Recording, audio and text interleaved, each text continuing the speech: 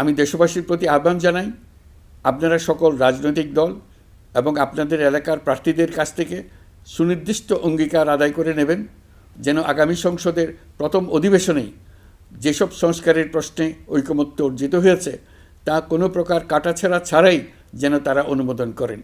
আপনারা ওয়াদা আদায় করে নেবেন যে তারা বাংলাদেশের স্বাধীনতা, সার্বভৌমত্ব, আঞ্চলিক অখণ্ডতা এবং জাতীয় মর্যাদার প্রশ্নে কখনো কোনো প্রকার আপোষ করবেন না এবং দেশের বাইরের কোনো শক্তির কাছে দেশের স্বার্থ বিকিয়ে দেবেন না।